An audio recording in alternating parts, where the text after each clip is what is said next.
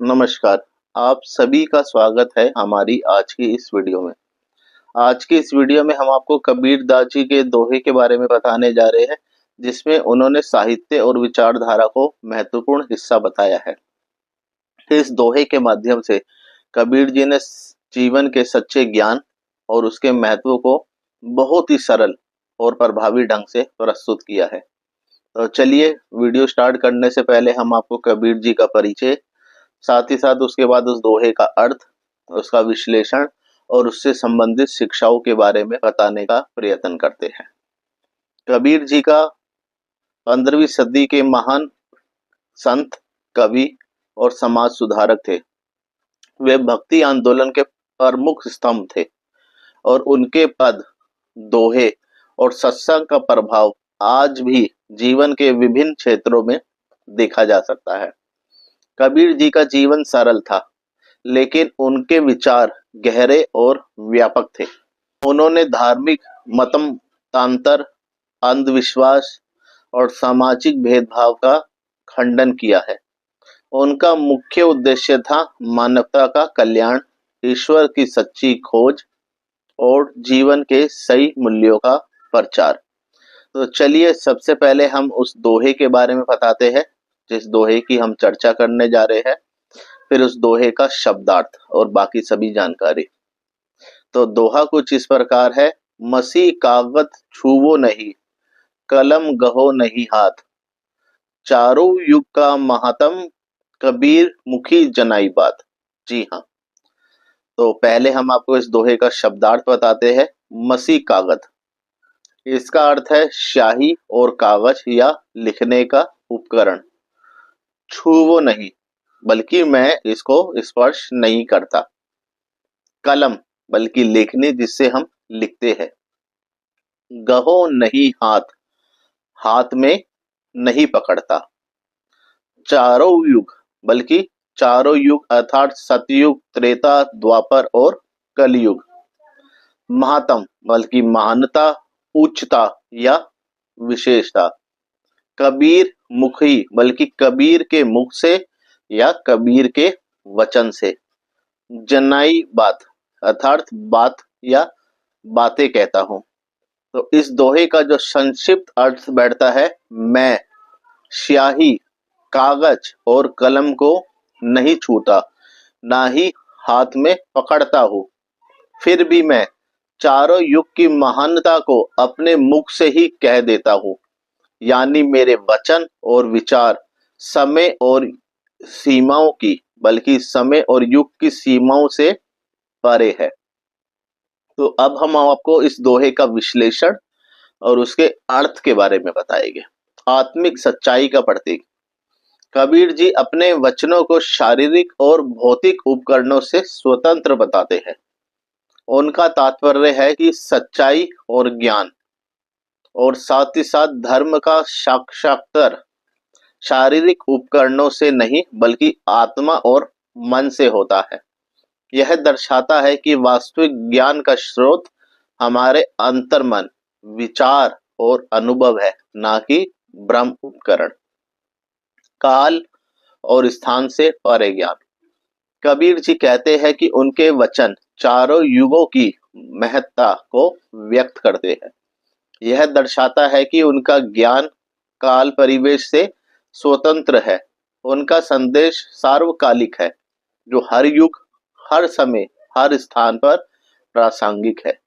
वे कहते हैं कि उनका कथन काल का बंधन नहीं, बल्कि यह सभी युगों का सत्य है। भौतिक उपकरणों का महत्व नहीं। कबीर जी अपने आप को किसी भी भ्रम उपकरण से मुक्त बताते हैं। यह उनके जीवन के सरल और सादगीपूर्ण जीवन शैली का प्रतीक है, जिसमें उन्होंने दिखाया है कि सच्चा ज्ञान ब्रह्म साधनों पर निर्भर नहीं करता।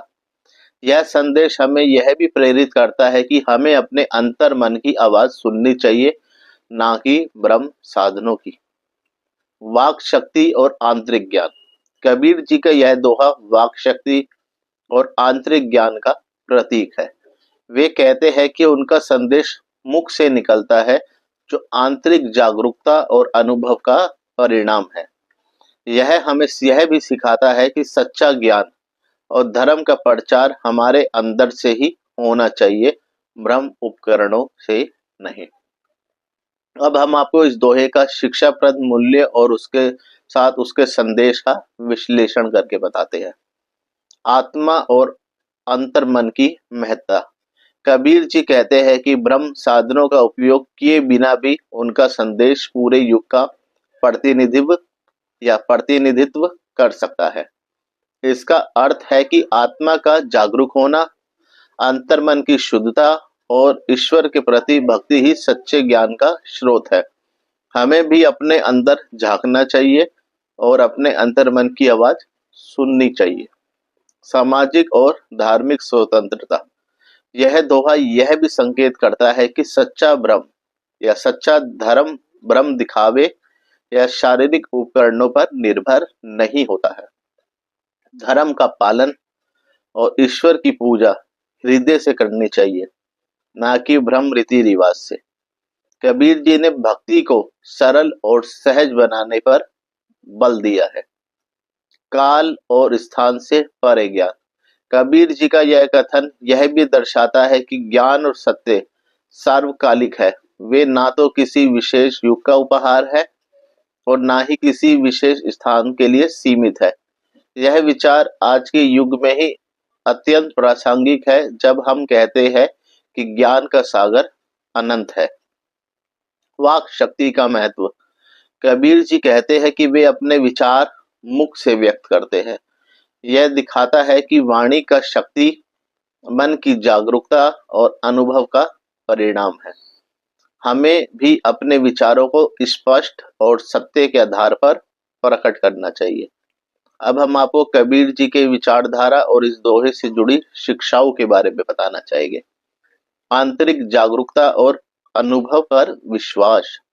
कबीर जी कहते हैं कि ब्रह्म उपकरणों का कोई अर्थ नहीं यदि अंदर से सच्चाई का अनुभव ना हो। इसलिए जीवन में हर व्यक्ति को अपने अंतर्मन की आवाज सुननी चाहिए और ईश्वर का अनुभव करना चाहिए। सामाजिक समरसता और भेदभाव का विरोध। कबीर जी ने अपने जीवन में भेदभाव, जाति, धर्म और अंधविश्वासों का विरोध किया है। उनका यह दोहा यह संदेश देता है कि सच्चा ज्ञान और धर्म सार्वकालिक है, जो सभी के लिए समान है, बराबर है। सादगी और सहजता का जीवन। ब्रह्म साधनों से स्वतंत्रता कबीर जी की जीवन शैली का परिचायक है। यह हमें यह भी प्रेरित करता है कि हमें अपने जीवन में सरलता और सादगी अपनानी चाहिए। ज्ञान की सर्वकालिकता। यह दोहा हमें यह भी संदेश देता है कि सत्य और ज्ञान समय, स्थान या उपकरणों से सीमित नहीं है। यह विचार हमें यह सिखाता है कि सच्चाई समय, स्थान की सीमा से परे है और हर युग में मान्य है।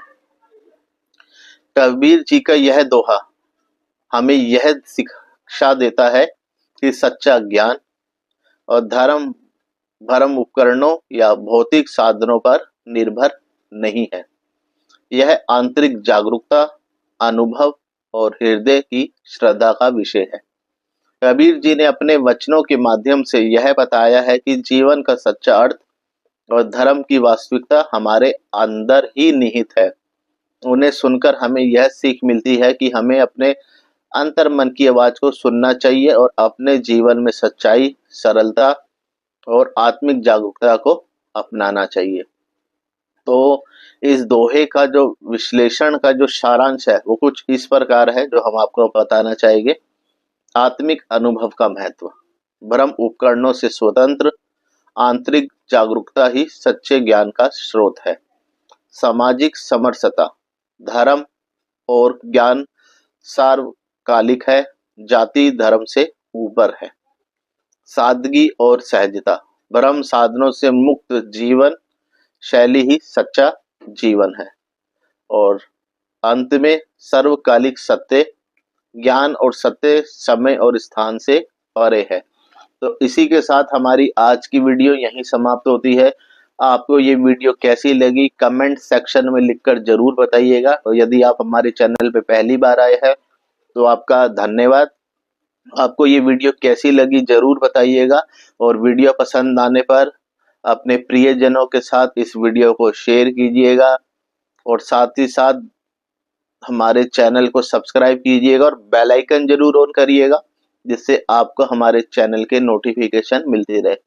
और वीडियो समाप्त करने से पहले हम आपसे माफ़ी चाहेंगे यदि कहीं भी हमसे शब्दों में बोलने में गलती हुई हो या हमारे शब्दों से आपके दिल को ठेस पहुंची हो तो हमें दिल से क्षमा कीजिएगा। वीडियो के अंत तक बने रहने के लिए शुक्रिया। तो मिलते हैं दोबारा कल एक नई वीडियो के साथ। धन्यवाद।